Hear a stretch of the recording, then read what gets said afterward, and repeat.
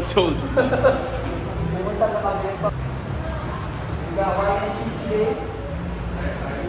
What's up guys? So I'm here in Ducati Manila, 222 Katipunan Avenue.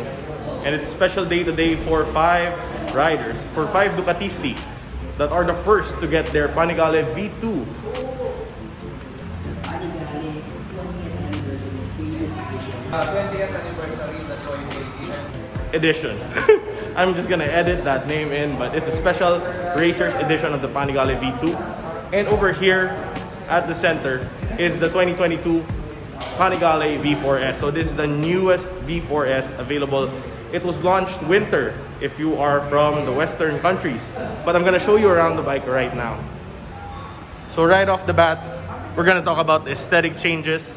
This is the biplane wing. It allows for less drag, allowing for better acceleration, but providing the same 37 kilos of downforce. Less drag, more downforce. Next, as you can see, we've got more vents. That is for greater engine cooling. So we're gonna talk more about the engine in a little while, but let's go around the bike to just show you the different changes that Ducati has made to improve this bike on its 4th generation. So this is now the new shape of the tank. The tank is now oblong instead of that very sharp, or I would say triangular shape of the tank.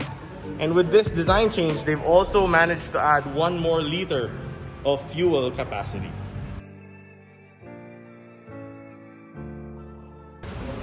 Alright, so this is the new sculpted seat.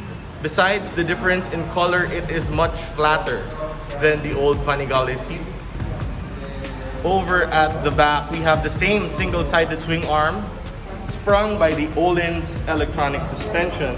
But the difference here is that the mounting point for this rear suspension has increased by 4 millimeters. So this adds to this bike's ability to keep the front planted on the ground at full throttle.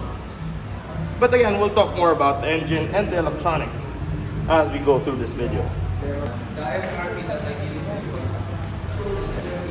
Kasi yan yung bracket eh. Definitely. Yeah. So this is the full system, Akrapovich.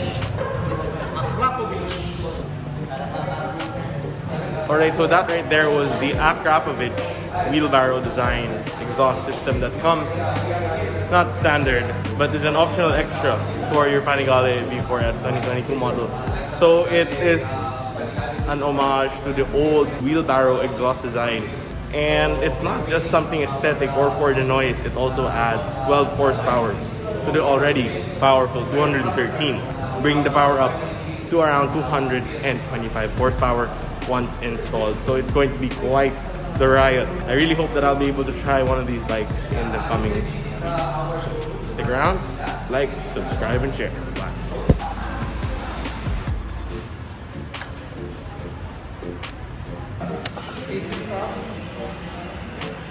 At least yun, worthy ano. Alright, so this is the new dash that's available to the 2022 model Panigale V4S.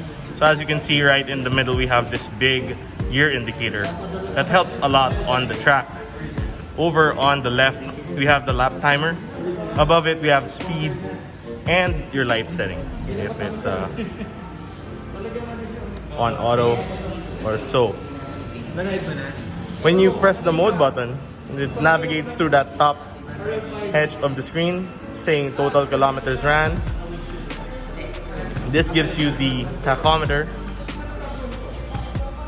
This is your engine temperature, represented in bars, setting menu, and it does cycle back. So right on the side, dynamic traction control, dynamic wheelie control, dynamic slide control, engine brake control. So I would say it's the dynamic traction control, the dynamic wheelie control, and the dynamic slide control are the ones that would flash when they are activated. So it is usually this and in amber you saw in the startup that would flash when you would have the intervention from dynamic traction control, wheelie control, and slide control. The thing now is that it's more individual. You'll be able to know which exact system is working for you, which exact system has saved you. So you can vary your riding. You can vary the modes that you've set yourself up on. So it's very nice to see that. Another thing that I was not able to discuss is that this is an Ohlins unit that is charged with air pressure. So it's an air fork from Ohlins. It's not like a mountain bike. So I mean, what's the difference between like but it's gas 2021? charged, so it prevents cavitation. Yes, you're right. It's a nitrogen pressurized, so it helps the fork become more consistent for the track. It prevents cavitation, and it's the same technology that they debuted on the 2019 V4R. So a few years later, we have it on our street bikes on the V4S. So more about the engine map. So they say there's now low, medium, high, and full. Yeah. Low would give you 150 horsepower. Medium and high would give you full power, but with different mapping of the throttle. Yes. And with the last, which is full, it's only the first gear that's limited engine power, but the rest is you're able to Full potential of the bike. full potential of the bike. Normally when we race, we play between medium or high, and then full would be when you want to unleash the full power of the bike. So moving on to gearing, they say that this is now much closer, first, second, third, fourth, fifth, Yeah. and then has a higher sixth gear. Since you've been racing with these bikes for quite a while, have you done modifications like this to your bike before? Is it something that... No, not yet. Normally we race with a V4R and we use it completely standard, and it's good enough to win championships. So you've done 151 on a stock V4S. Yeah. 52. 152 on a stock V4S. Are you excited on what this bike can do? I'd like to try it soon, definitely. Thanks, But he man. has a new bike.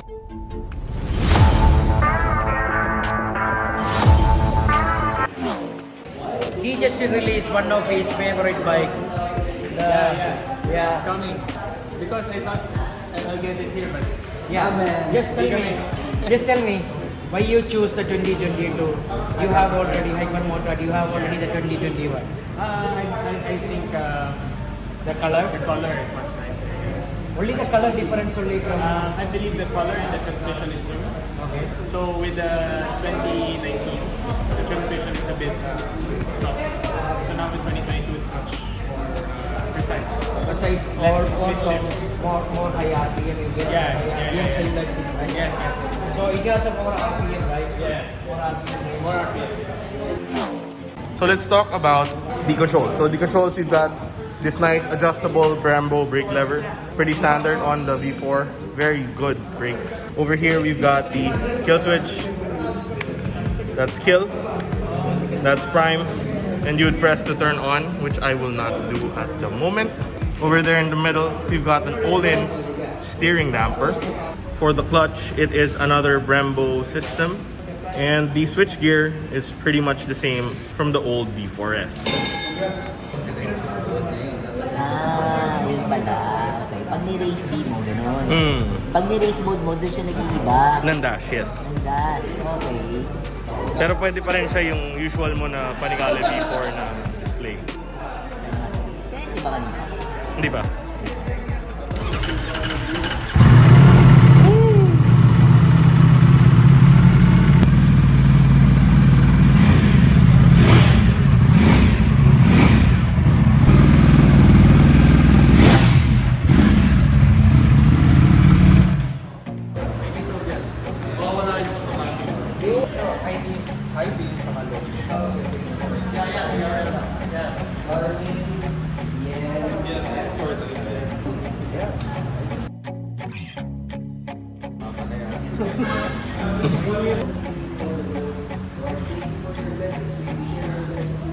Our general manager.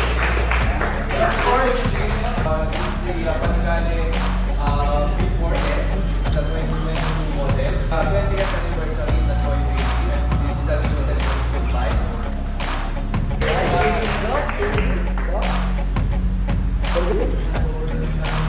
The 2022 Panigale V4S. And of course, that is owned by none less than our racer, Lawrence Macalina. Happy birthday!